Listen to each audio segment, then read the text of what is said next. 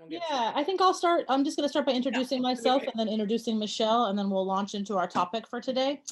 My name is Melissa Rosenberg, and I'm a mental health professional and a licensed independent clinical social worker. And I also work closely with Dellino Law Group. I have a private therapy practice, and I work with individuals and couples who are struggling with relationship transitions, divorces and separations, and child custody issues.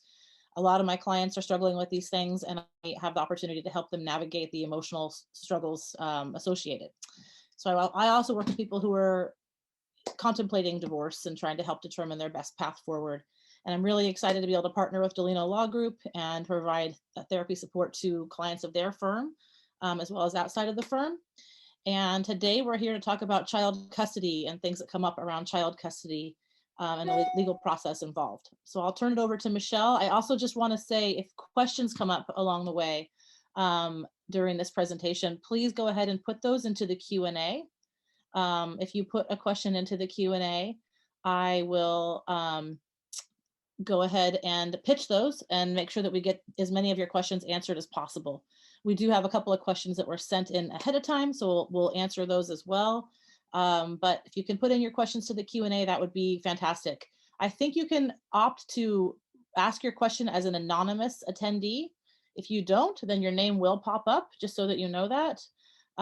You can also send it to me in the chat if you'd like. And if you send it to the chat, it will only come to me. If you send it to the Q&A, it will get posted for the group as we answer the questions. But either way, we're here to field your questions, and we look forward to delivering some helpful and useful information. So I'll turn it over to Michelle now, and we'll go from there.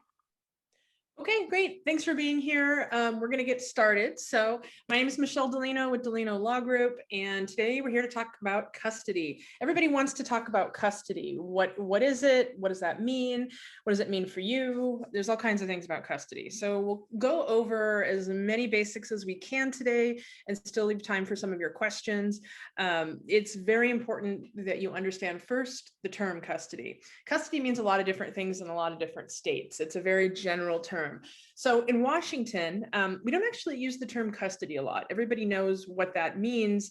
It usually means who has the children, but in Washington, we don't use terms like custody order. We don't use terms like custody plan. We use a term called a parenting plan. We use terms called residential schedules. We use friendlier terms. So custody is still a thing though, and we use the term custody because everybody knows what that means. So there's two kinds of custody, and you need to understand the differences. There's physical custody and there's legal custody. Physical custody is who has the child, where's the child at a given time, who is the primary parent, has primary physical custody. But there's also legal custody, and this is extremely important, and a lot of people totally don't understand this at all. Legal custody means who makes decisions for the child, who has a right to be a legal parent, who can make medical decisions, who can get information from the school, who can get healthcare information. So legal custody is not necessarily the person who has physical custody of the child. Both parents typically have legal custody unless there's a reason not to. And we'll get to more of that later. So physical custody, legal custody, two important terms to know, and also important to know that we don't actually use the custody term that often in Washington. Next question is, how do you know who has what? And how is that determined, and where can you find that information? Where is it written down? If there's no custody order, who's going to tell me anything, right? Parenting plan. If you go through a divorce with children, or if you separate as unmarried parents, the court is going to ask that a parenting plan be entered. A parenting plan is going to be, for anyone that has minor children with someone they're separating from, one of the most important parts of your case, one of the most important documents that you have, not just in your divorce case, but beyond. There's two different types of parenting plans. There's a temporary parenting plan, and there is a post-divorce or post-separation parenting plan. So before we get into talking about temporary and permanent plans, let's talk about what a parenting plan is. So a parenting plan can be reached two ways. Number one, it can be reached by agreement. So you and your former partner and the parent of the child can say, this is what we want to do. And then it gets drafted in a parenting plan, and generally it gets entered. The court has the final word on parenting plans, but generally agreements are encouraged and honored. If you don't come to an agreement, then the court's going to have to get involved in coming up with a final parenting plan. And the court's going to give you every chance possible not to let that happen. But if it does, the court will make the decision for you, and a family law judge will determine the parenting plan post-divorce. And how is a parenting plan decided? Like, how do we know who gets what? Is it always mom? Is it going to be the person who had the most time before? How do you figure that out, right? Well, in Washington, there's standards, and it all sort of falls under one umbrella, which is what is in the best interest of the children. And we break it down a lot more than that, but that is what the court is looking at. There's no presumption for mom. So some states there's a mother presumption that mom, not as many states anymore, but there are some states where there's a presumption that mom should be primary parent, dad should have every other weekend, and that's it. That's a presumption. That's not the presumption in Washington. A Washington court wants to know more about the parenting history, more about the parents post-divorce. They want to know more than that. And there's no presumption for mom. Mom or dad can be the parent who has the most time in the best interest of the child. Court's going to look at things like, do both parents have a stable relationship? What is the history of the parenting? Is there a basis to limit one parent's time? So there's going to be a lot of factors that the court's going to look at. And then the next thing is what is included in a parenting plan. So the first thing that everybody thinks of is the schedule. A residential schedule is a section of the parenting plan that is usually the most important section for most people. It says where the child or children are going to be and when, right? And there is typically two sections. One is before school age and one is after school age, because that can change. Sometimes your schedule won't change, and you can designate that as well. And then also, if you have young children, it's not uncommon to have different phases of a residential schedule. So maybe you get divorced and your child is 1, right? You're not going to have the same schedule for a 1-year-old that you're going to have for a 10-year-old. So your attorney will work with you and help you realize what are the appropriate phases to have in your plan. There might be a plan preschool, and then there might be a plan during school, and there still might be another phase, when a child gets older, because a child could be in school at 5, and you probably don't want the same plan for a 5-year-old that you want for a 10 or 12-year-old. So you might, but a lot of the time you want to have something that is a document that's going to grow with you and not something you're going to grow out of and have to modify. And we'll talk about that too. But what's in it? The residential schedule, more about that later. And the next thing that's extremely important is how decisions are made for the children. Who makes them? What kind of decisions? What's the timeline for decisions? What does that even mean? So decisions, when you're married or when you're in a relationship with someone and you're co-parenting, you might sort of ebb and flow on decisions. Maybe both parties weigh in, maybe they don't. Things really change post-divorce. There is a presumption in Washington that unless there's a reason otherwise, which is a limiting factor that we'll talk about later, that both parents have legal custody and they have legal decision making. So coming back to that legal custody term, that means decisions outside of the day-to-day decisions when a parent has a child are joint. Let's talk about the different kinds of decisions. This is extremely important for you to know, because decision-making is usually, in my experience as a divorce attorney, the number one thing that people fight about later is decisions for the children. When you have a child with you during what we would call your residential time under that schedule, you get to make decisions about what they eat, where you go, what happens. If an emergency medical situation comes up, either parent can deal with that in the instance without saying, hey, can I take my kid to the ER, and calling the other parent, because that's not practical. However, other decisions that are non-emergency decisions that are outside of day-to-day decisions need to be made jointly. That includes the number one thing that people fight about, which is non-emergency medical. So what is non-emergency medical, and why are we even talking about it? Well, if you have children, the odds-on bet is that they're going to need dental work at some point, that is orthodontics. They may want to go to therapy or counseling at some point, and any other major medical thing.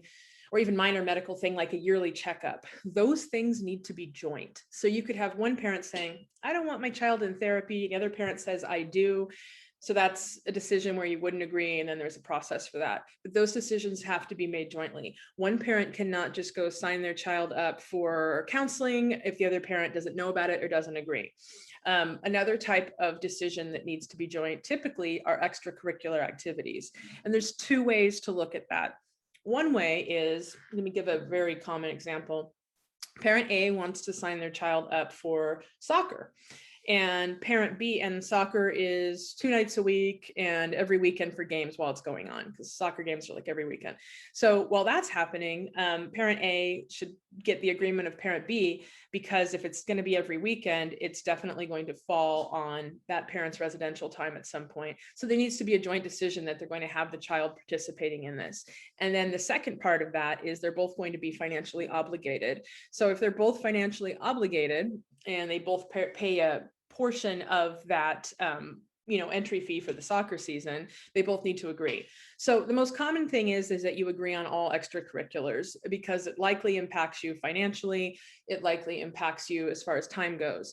And in general, just so the parties are aligned on what the children are doing. Like one parent might say, I want my child to do some kind of martial arts. The other parent might say, no, I'm not a fan of that. I don't support it and I don't agree. But there is another way to look at extracurriculars too, that is a way that some people elect to do it. And that is that either parent can sign the child up for anything they want, so long as it doesn't financially obligate the other parent and doesn't interfere with their residential time. So an example of that would be, I want to sign my child up for soccer. It's only during my time. It never falls on the other parent's time, which would be hard to do, but it can happen. And, or like a swimming, which maybe doesn't have a weekend thing. It's only during the week. The other parent will never have to take the child there, and I'm going to be willing to pay for it all myself. And that would be a situation where if the other parent's saying, I don't want the child to go to swimming, and the only objection was financial, one parent could choose to pay for it. If the parent had other objections, like, I just don't agree with swimming, which would be weird, but if that was the case, then that would stop the decision. So there's different ways to look at those kinds of things. Other decisions that are typically in many parenting plans are things now like driver's ed, because driver's ed used to be an automatic thing in school. It's not anymore in a lot of places. You have to pay for it, you have to opt in, and both parents need to be in alignment on when it's ready for that to happen for the child. Another really common joint decision now is when your child can be active on social media. If that's not in a parenting plan, because there's a lot of older parenting plans where that's just not even mentioned. But now, if it's in your parenting plan, you have to agree if your child's going to get an Instagram account or be active on, I don't know, Snapchat or whatever the kids are doing now. I was going to say Facebook, but I guess that dates me a bit. No, because my nephew tells me that the kids are not on Facebook anymore. That's what I think my oldest nephew said, that's what old people do. So anyway, any social media that you want to be active on, the parents are going to have to agree to set up an account, and typically both have access to that account. Another example can be cell phones. Now, I mean, kids get cell phones really young, especially if they want to communicate with another parent. So that it's not always, but it can be something the parties need to agree on. Or sometimes if one parent, gets the phone for the kid and everybody agrees on that, then there's an agreement that there's a phone. But the other thing to know about that is what's not a joint decision is how that phone is used in each home, because that goes back to the day-to-day decisions. If I have a child that lives with me half the time, and my rule is phone goes off at night and gets put away when you go to bed, that's the rule. It might be at the other parent's house that phone can stay on into the night and you can do whatever you want. So that's up to the individual parents. So we've talked a bit about what joint decisions are, but the next thing that's always in a parenting plan that needs to be covered is dispute resolution. What if you don't agree? And there's a lot of things you cannot agree on in a parenting plan, but what's very important to cover is decision-making because that comes up the most as a basis for a need for dispute resolution. Every parenting plan in Washington is required to have a dispute resolution provision. I think that's the same in most states. The states that I'm familiar with, it can look different in different situations, but in Washington, you have to at least say how dispute resolution is going to happen. The most common way is mediation. That's not the best way for everyone. If you have a very high conflict situation, mediation, it'd be nice to try it in theory, but you might mediate and spend money on mediating later to solve a dispute, only to realize you couldn't just solve it because there's just no way that anyone's going to agree even with a mediator. In cases like that, arbitration is a better dispute resolution mechanism. Mediation is where the parties meet with a mediator, usually in separate rooms, not all around one table, in separate rooms. Mediator goes back and forth and tries to help you come to an agreed upon decision. Arbitration is different. Arbitration is typically both parties submitting written materials to an arbitrator, and then usually they get an opportunity to respond to the other person's materials, and arbitrator just makes a decision. Some people will do what we call mediation arbitration, med-arb, where you try to mediate. If it fails, then you can submit it to an arbitrator. But the thing about decision making is you usually want a decision quickly. So I'm a big fan of arbitration when necessary.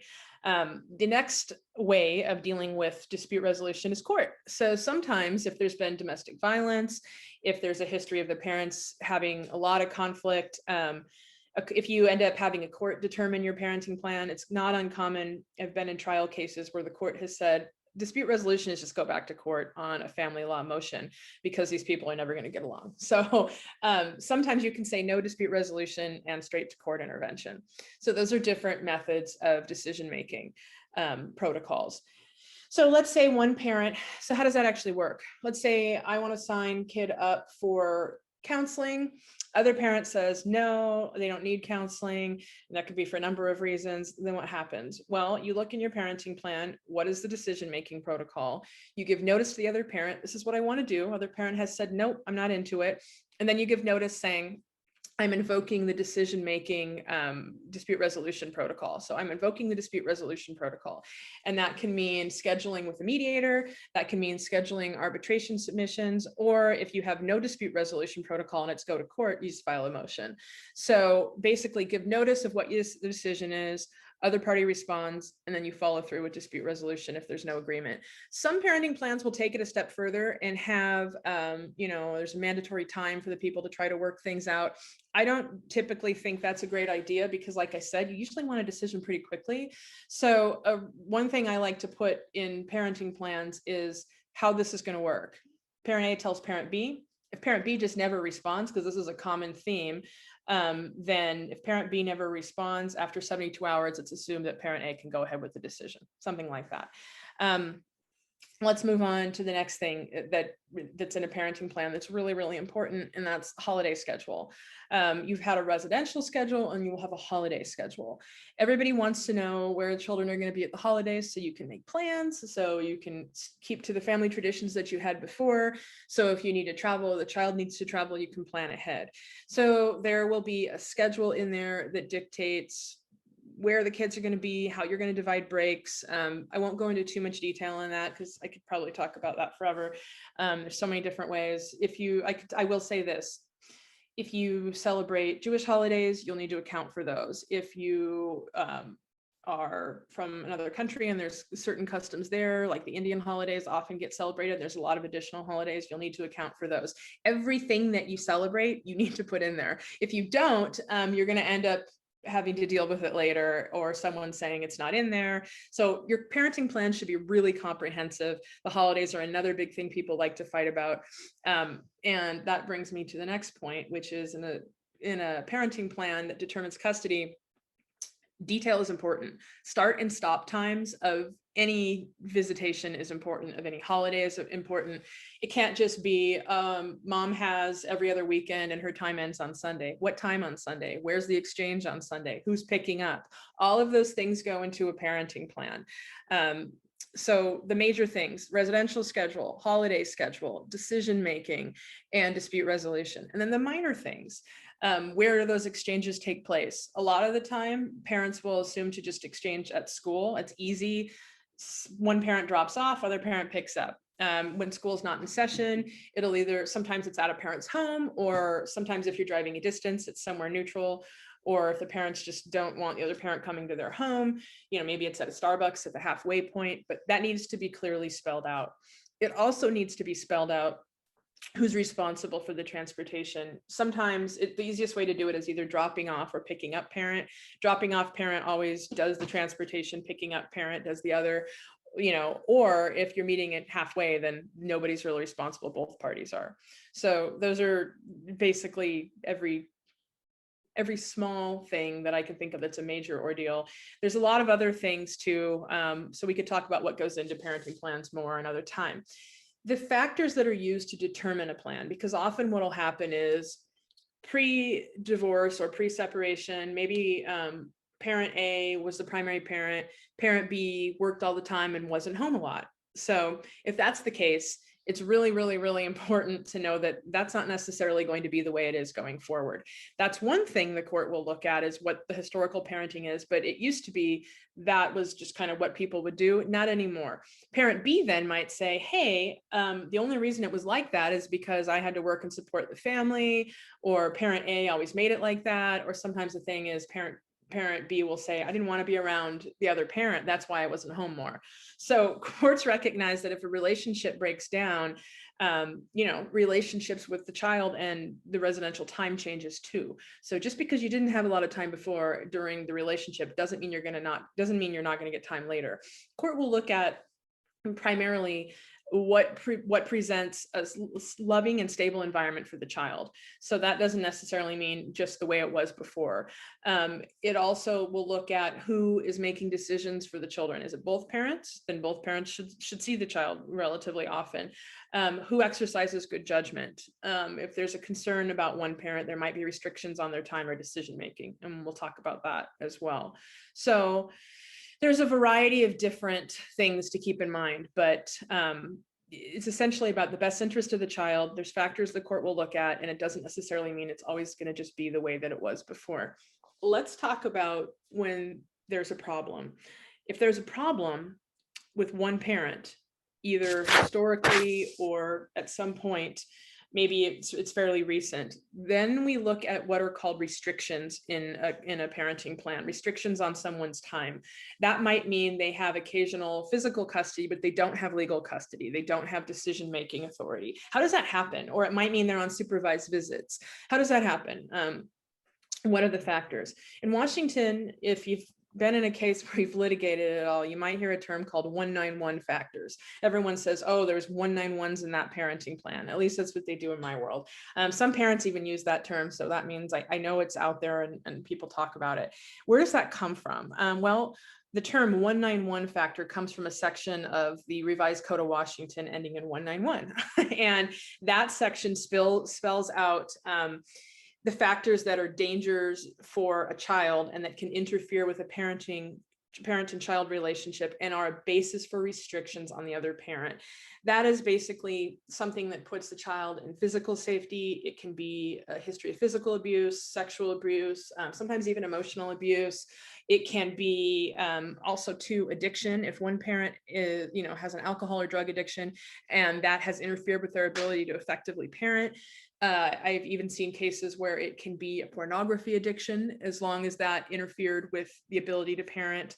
It can be a substantial neglect of the child, somebody just neglecting their parenting functions for a period of time. So 191 factors have to be pretty extreme. Also, it just can't be, oh, my husband drank a few times and got drunk and yelled at me and the kid was there. That's not enough. So it has to be a longer term issue, and there has to be some kind of a nexus to the parenting. Some people can have a substance abuse problem, but it can be under control and their children were never exposed to it. That doesn't mean there's a restriction in the parenting plan. On the other hand, if someone was an uncontrolled alcoholic during a marriage and the children were around quite often when the other parent was under the influence and they were exposed to that can be a basis for restrictions.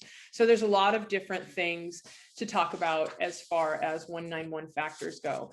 But what happens if there's a restriction like that in your plan? What does that mean? Well, there's two kinds of restrictions, and some are mandatory, that it means visitation under the residential schedule is limited. and decision-making is limited. Those are typically domestic violence. That's the most common one. If there is a finding of domestic violence, then decision-making and residential time is typically limited. Other ones, where there might be, I didn't touch on this. I actually had a case last year where there were 191 factors found after a trial for the other parent having mental health issues. And a lot of people have mental health issues. So I really do want to touch on this. Some people might think, I'm going through a divorce and I don't want anybody to know that I'm in therapy or I'm doing this or that. That's actually not something to be worried about. If you're taking care of your mental health, the court sees that as a good thing. When there can be restrictions for mental health reasons are if you have a mental health issue that is not under control and it's affecting your parenting.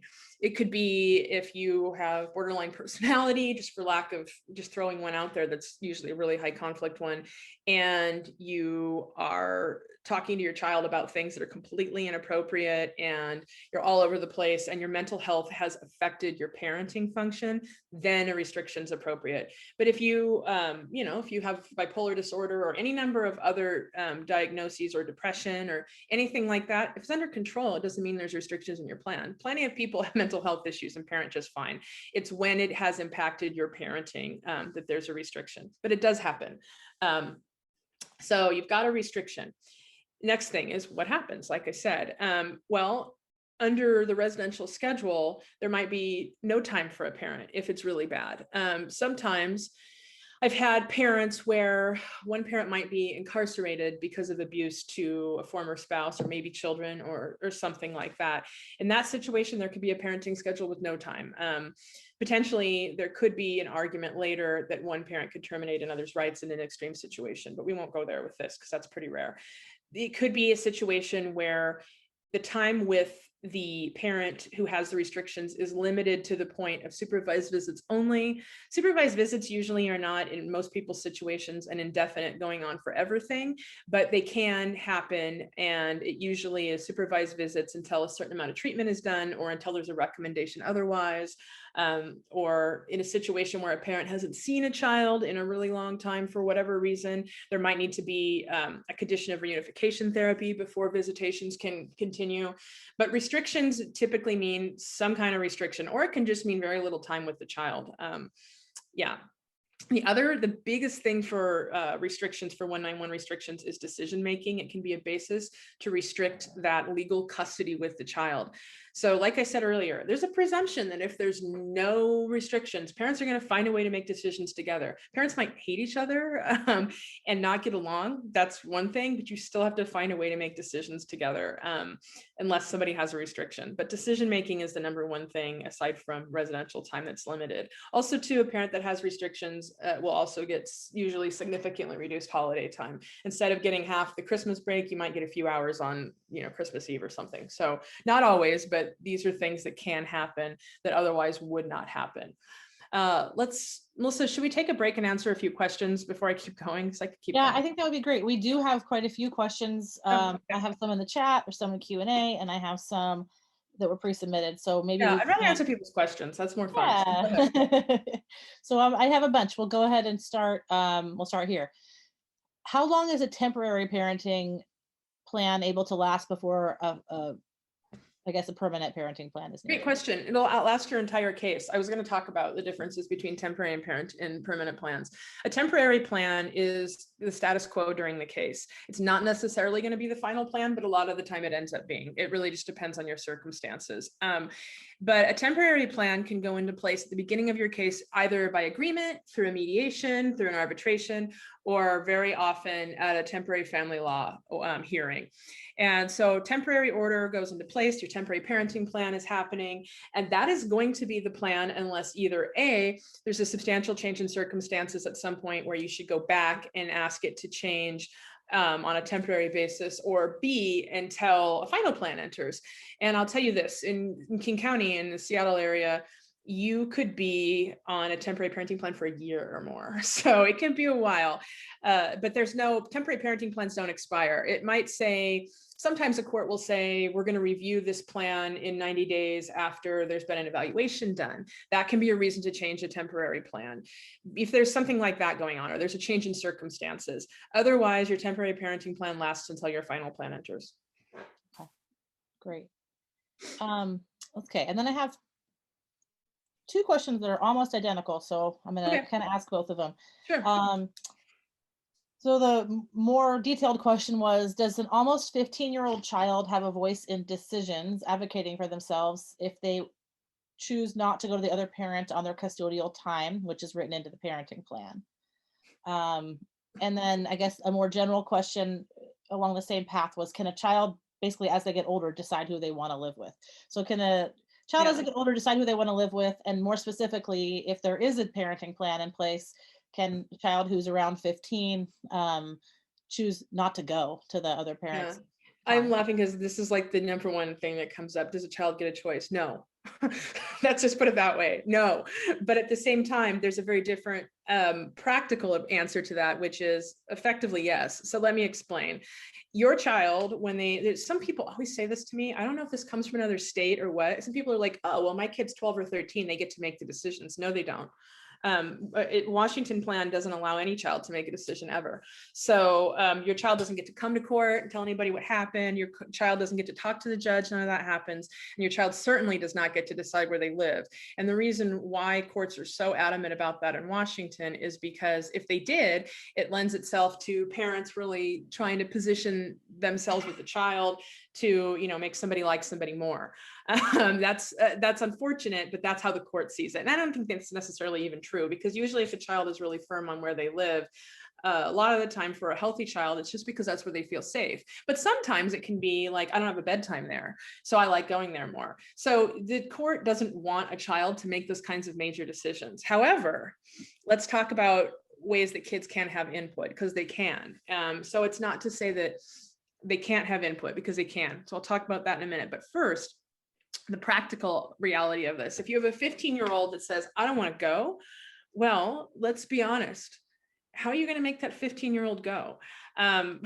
If the 15-year-old, I'll give you some hypotheticals. If the 15-year-old's with you, you have the obligation to encourage them to go. You have the obligation, if you have to drop off, to try and drop them off. You have the obligation to try and let the other parent pick them up. But there's a fine line between physically forcing a 15-year-old into a car and making them go to the other parent's home. It's not going to happen most of the time. It's just not. It's not a situation that you want to be in where you're physically forcing your child to go. It's different than you've got a 4-year-old, you stick them in the car and they go, or a 2-year-old. That's very different. They might cry, but they'll go. A 15-year-old, you're not going to physically force a 15-year-old into a car and hold them there and make them go. It's just not going to happen. So your 15-year-old, I suppose, could effectively decide he or she is not going to go, but then you also have the risk of the other parent saying, oh, well, they're not going because the other parent's not facilitating it, the other parent's encouraging them not to. It could lead you down the road of a modification or a contempt finding. So you want to be very clear and communicate that you're encouraging the visitation unless there's a reason not to. And if there's a reason not to, what you should be doing is filing for a modification if there's a real reason, like a real concern about that child going there. So legally, you can't put in a parenting plan child's choice. Some people always tell me they want to put in there it's the child's choice. The court literally will not enter a plan that says that. Or they want to say when child is 13, they decide. Things like that, just they don't fly. However, how does your child's voice come into a decision? Well, there's really only very limited ways that can happen, because like I said, your child's never going to come to court and testify. That's not healthy, and that's not going to happen. But a guardian ad litem or a custody evaluator is going to speak to your child. So if you're in the middle of a contested case and you have a guardian ad litem or someone like that, they're going to speak to your child. And what they're going to do is they're going to interview them. They're going to talk to both of the parents, but the child's voice is going to come into court through what that child tells a guardian ad litem. And the guardian ad litem's position and role is to stand in the shoes of the child. That's literally their job, and to make recommendations. So if you have a custody evaluator that could be in our area, either a guardian ad litem, parent evaluator, which is a psychology level or a PhD level person that's also going to do mental health evaluation of the parents typically. And it could also be family court services who will appoint an investigator, or it could be CASA, which is also another organization that can be appointed. Those people are going to interview your child, and then they're going to report on what they were told. So in a way, the child's voice comes in that way. And then you wonder, well, does my child's voice carry any weight? Well, if your child's older, if your child's 15 and they're telling, it's very different if a 15-year-old is telling a guardian ad litem why they don't want to go and what's happening. It's either going to be seen as very credible because they have well-developed thoughts at that age, they can communicate about what's going on. And also too, a guardian ad litem is going to know if they're just saying they don't want to go because they could stay up later at mom's or something. So a 15-year-old's voice, though, is going to be taken far more seriously in what they want, because a guardian ad litem is going to understand the practical reality of, like I said, not being able to force a teenager to do something in that situation. On the other hand, if you have a 5 or 6-year-old, what they say, their thoughts are not as well developed, and it's not going, and they also too might not want to go just because they're more comfortable, not necessarily, and that's what they're used to, not because there's anything wrong with the other parent. So younger children, what they say matters, but it's up to the professional to evaluate that differently. I think I answered that. Yeah, definitely. That's great. Okay, lots more questions here. In the event that the ex-spouse decides to quit his job, is he still entitled to pay child support? Yeah, that's good. We haven't talked about child support yet. I wasn't going to talk about it today, but I guess you kind of have to in these situations. Yeah. So if a parent voluntarily quits their job, they are voluntarily unemployed.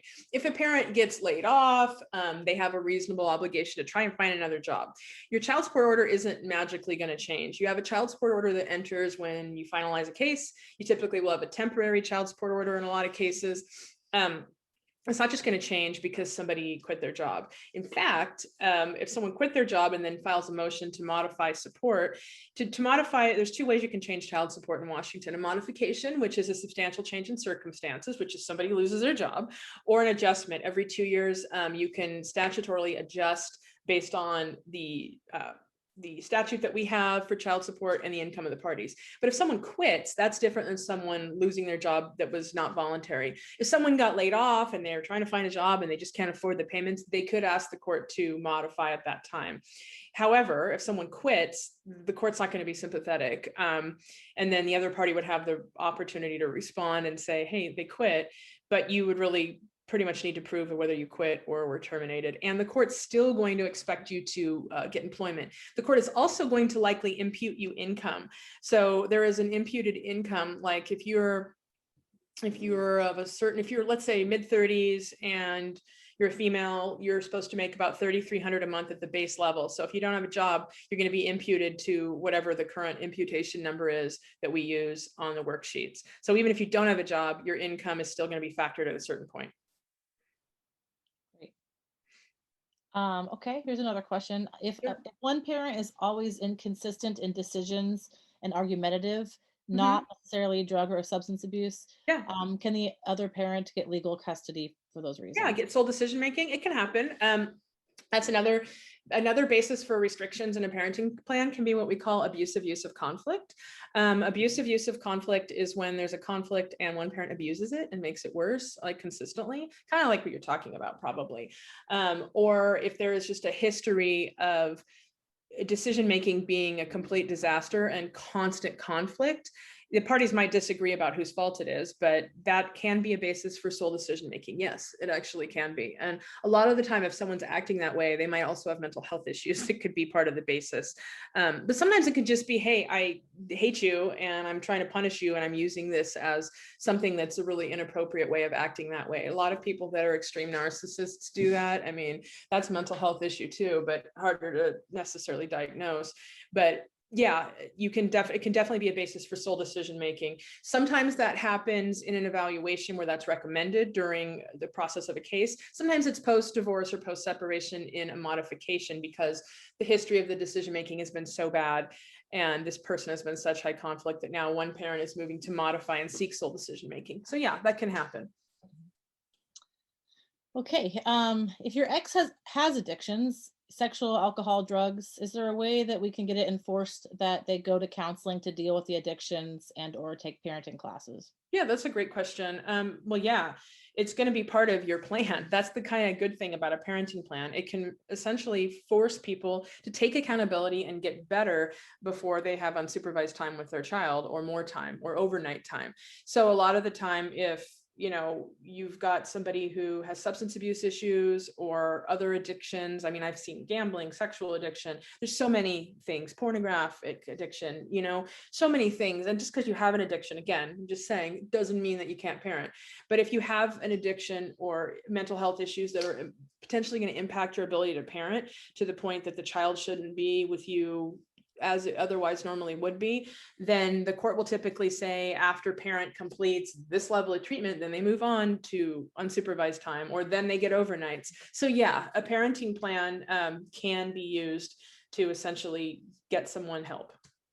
And it sounds like you're saying that in that situation, there would have to be an ability to sort of make a connection between their addiction and their impact on parenting. Yeah, there need to be a nexus, and most of the time too, the other parent's not going to say, "Oh yeah, I have all these problems." So you're going to have an evaluation. They're probably basically going to say they don't. So you need to have an evaluation done with collateral context, where people will talk to other people in these people's lives. People will talk to any therapists, and like they do an investigation basically. If you have documentation, then that's going to help you. If you don't, then it kind of turns into a he said, she said, and you have to get other people involved through a custody evaluation for those recommendations to be made. And then if the other party still doesn't agree, then the court will decide and put those recommendations in a final parenting plan. Okay. All right, a little bit of a different topic. When a teenager gets a summer job, like with responsibility to be at work for X amount of days per week, how does that affect their time with the other parent or summer break? Okay. Well, if a teenager, that's a good question. I mean, it doesn't change it. So it's kind of, this comes up sometimes where a teenager might get a job where, hey, I've got to work every week, Monday and Wednesday, right, during the summer. But every other week is supposed to be with the other parent during the summer, and the other parent either doesn't live close enough or whatever. It can't be a reason to say, you can't go spend time with that parent. Parent time has to come before the job. But you could also say, the child has this job, on your time you need to bring the child to the job. But if you got in front of a court, the court would say, mom or dad comes before the job, and if they can't make it work, they can't make it work. And that's usually really disappointing to a child. So, because usually if a teenager has a summer job, it's a really cool thing, not like later where you don't want to have a job. So that's an issue. But parenting time has to come first, but you can't ask the other parent to be involved, and saying, hey, you need to make sure they get to work, kind of a thing. Okay. Anything else? Yeah, a couple more here. How do you enforce your ex to respond to emails if they've chosen not to answer? For example, if there's a clause in the parenting plan that he chooses not to answer. You take them on contempt. When you need to enforce, this is important. So I'm glad that that question was asked. Actually, I was dealing with this the other day. It's like I was talking about earlier, it's really important to have clear parameters for response times in your parenting plan, especially with decisions. So if someone's not following that and not responding, or if someone's violating decision-making, this is what I was dealing with recently, where one parent has no decision-making over education, but they're still saying, oh, I'm not going to bring the kid to school on a field trip. Oh, I'm going to pull them out. You can't do that. So that's a violation of decision-making. I've also had situations where one parent says, I want to enroll the kid in this program, and then parent B doesn't respond at all under the terms of the parenting plan, and then gets mad when parent A makes the decision. You can't do that. If someone's not being responsive and not following the parenting plan, they're in contempt of the parenting plan. And how you enforce that is you file a contempt motion, and then the court gets really angry at them and basically gives them a condition to purge that contempt. So this is the thing that I hate for clients, honestly, post separation and divorce. You just want someone to follow the orders, just to do what's right. But if they were high conflict and not doing that during the relationship, a lot of time they're not going to turn over another leaf. And then it puts you in the position of always having to go, oh, I have to take them to court again, or have to do that, or have to mediate again. And it just gets exhausting. But the reality is it's an imperfect system because there's not a way to hold someone accountable unless you do it. So you should take them on contempt for anything that's significant. That's my opinion. Not every little thing. If there's something in there, like a lot of the time, here's an example, an exchange time. Mom is supposed to be at the exchange time at 6:45. She's always late. It's ridiculous. You're so over it, right? But she's always like 5 or 10 minutes late. And you have it in the parenting plan that parties are supposed to call each other if they're going to be late. She never calls. She just shows up late. Don't take someone on contempt for that. The court's just going to be like, you guys are ridiculous. If mom's, it's not like if mom's hours late every time. If mom's 5 or 10 minutes late every time, adjust your exchange time or adjust your expectations, but don't take someone on contempt for that. That's different than violating decision making or just never responding to communications. So Yeah, great. One last question here. Can you make modifications to the parenting plan with the ex-spouse on your own and get it notarized, or does it need to be drafted in a CR2A by a mediator? Well, you could neither. You should modify your parenting plan. And this is something that is definitely, people don't understand this. Someone will be like, oh, well, we signed a piece of paper saying we modified the parenting plan and we notarized it. That means nothing. That is not a court order, nothing. You could make the argument that it's a legally binding agreement, maybe, but the court, if someone tries to enforce it later, the court's going to be like, why didn't you modify your parenting plan? That there's a mechanism for doing that. Also, too, a CR2A agreement is good for, a lot of people seem to know that term, which you really shouldn't unless you have a reason to. So if you do, I'm sorry for you because it means you've been involved in conflict probably. A CR2A refers to Civil Rule 2A. So let me talk about what that is.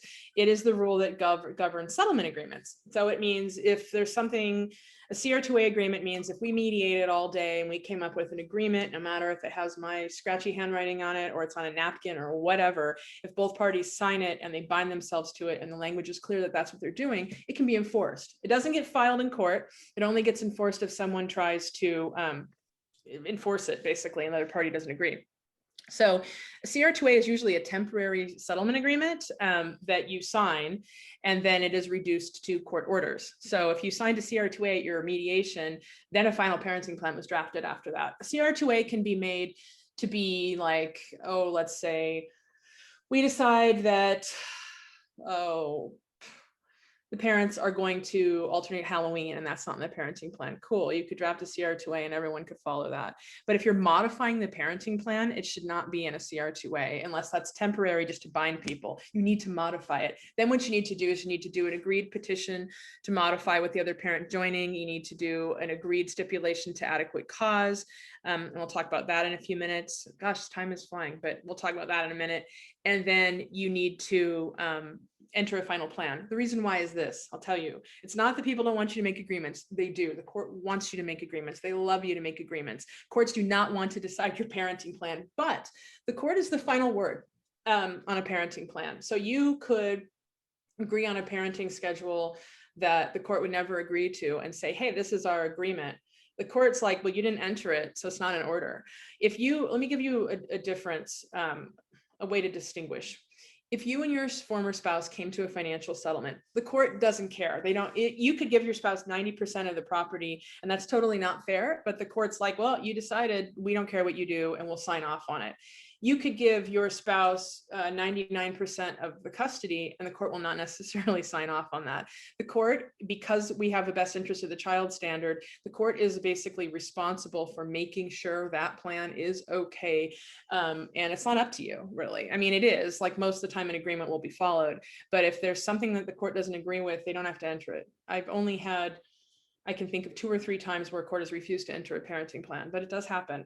So if you want to modify your plan, there are 2 ways to do that. One is a substantial change in circumstances, and you can't, courts don't really like modifications because they want stability, so they make it difficult. If you want to modify your plan, you can modify it based on a relocation or based on a true modification, which is a substantial change in circumstances that didn't exist at the time the last plan entered and couldn't have been contemplated or wasn't contemplated by the parties. And you have to establish a threshold for adequate cause to change that plan. So there's a different ways that you can have adequate cause. It could be detriment to the child. It can be integration, which means we're already doing it and the other parent hasn't seen the child in a year. It can be a number of things like that. So I didn't, and I really ran out of time to even talk about modifications. So we'll probably do another episode just on modifications alone. But if you want to change the plan and you agree with the other party, just get it documented as a modification. You can draft all of it up as an agreed modification. Don't rely on a piece of paper or a CR2A, because that's going to cause you problems later. I had another question pop up here, Michelle. My ex is not the primary parent and not following the parenting plan because they're simply not participating in the kid's life by choice. Is there anything I should be doing to get them to be active in the kids' lives if they seem not to care? Well, it's really sad. I'm sorry that's happening, because that's kind of the most painful situation. I'm assuming that that person is not active in the kid's life, not because they have some kind of problem going on, but just because they're kind of checked out and selfish. So if I'm assuming, that might not be the case. If that's the case, though, I mean, if they're choosing not to see the child, you can say, this is your time, see the child. And really, technically, they're in contempt if they're not following the plan. But it's a tough situation, because if they just don't want to be involved, then you're put in a really bad spot of either having to force contact or not. And that's not really your job. But at the same time, the flip side of that is, if parents supposed to have every other weekend, maybe you need that weekend to do things that you can't do when your child is there, and you can seek to enforce the parenting time. I just really say it's a case by case basis, because sometimes, while it's unfortunate for the child, it might be just the way it is and better for the child if they really don't want to be involved. One thing you can do to kind of force the issue, though, is you can seek a modification. If this is something you could do if a parent hadn't seen a child in a year or more and you wanted them to reestablish contact, but you also want the parenting plan to reflect the status quo, you could seek a modification, and you could say, there's been disengagement from the other parent. I am asking that the court order reunification therapy, and restrict the time and tell them, but order the parent and child to go into this reunification therapy to reestablish the schedule. You could do something like that. So there's different things you could do. I want to just kind of pipe in on that as well. Yeah, why don't you? I think something that's really important in a situation like that is to, think about how that might impact the kids. I mean, it really depends on, so many different factors in this situation, and certainly their ages. But I think it might be really, really important for the person who is the primary parent here to just really be mindful about, ensuring that your children understand that they are not to blame for their parents' behavior, or the other parents' behavior, and the other parents' seeming disengagement from them, that they're very worthy of love and very worthy of support and very worthy of all of those things. So really being able to, I guess, be mindful of that extra reassurance and validation that your children probably need, because, in all likelihood, they're confused about why they're not seeing their other parent, or they're wishing they could see their other parent, or, they don't understand what's going on. So it's really important to make sure that they understand that they are not to blame in any way. And the other thing is that I think at all ages, in different ways, children crave, whether they know it or not, safety and stability and security. And so you, as the primary parent, are in a situation now where you're having to provide all of those things, with a huge barrier in place with this other parent who's not participating and making your job extra hard. But really being mindful and knowing how badly your kids need to know that they are safe, they are secure, they are supported, and there is stability. Rallying your other supports in your life. I don't know if there are grandparents involved or other family members or family friends that can, help to create your village and show your kids how supported and loved and valued they are. Those are other things I would recommend to make sure that you can sort of provide that level of safety and security and inclusiveness that your kids are needing. Really being able to find some other supports when you're dealing with this situation is tough. It's hard to say whether or not, it makes sense to try to force the issue with the other parent, because it really depends on so many different factors. But in terms of keeping your kids priorities, the top priority, and their needs at the top of your mind, I think bringing in other positive supports is going to be really important in this situation. I completely agree. And it also is going to help too, to know that your child, I mean, if the other parent's checked out, I'm assuming they're not part of decision making. So, it's really going to help too for your child to, if push comes to shove later, and this, I always think of it this way. Melissa thinks of it in the healthier way, but I think of it in the way that if push comes to shove later and one parent says, oh, I wasn't seeing the child because dad wouldn't let me or mom wouldn't let me, whatever it is, or, or the child didn't want to see me. Well, if the child's seeing a mental health person or the child is talking to other people and getting support, you kind of can show that that's not the case. And that will happen sometimes just out of, I don't want to say spite, but, somebody kind of gets called out for saying, hey, you're not exercising your parenting time, and they're embarrassed. And so then they try to blame the other parent or even blame the child. So, but Melissa's right. The number one thing is to make the child feel supported and make them feel like it's not their fault, because it isn't. So, and that's unfortunate, but sometimes there are extremely difficult parents and they're not able to put their children first. So. But it's a good point too, that in addition to involving other, other family support or other friends to be involved with your children, talking to a child therapist is also a fantastic idea for your kids, or a family therapist who can really help your children understand what's going on, understand how much this is not their fault and how important and valued they are. Those can be really important resources at this time too. Yeah. Well, I had a bunch more things to talk about that I don't have time for now today. So you have to join us next time, and we'll probably do a part 2 to the custody, where we'll cover more about major and minor modifications, the differences there, and relocation and custody involving relocation. So we had a lot of great questions though, and I'd rather answer your questions than just talk. So thanks for joining us. It was great to have you here and get some great questions coming. I hope it was helpful. Melissa's putting our contact information on the screen, so I hope to see you next time. Yeah, take a look at the contact information here, and please do reach out to us. Thank you so much. All right, thanks a lot. Take care. Have a nice day.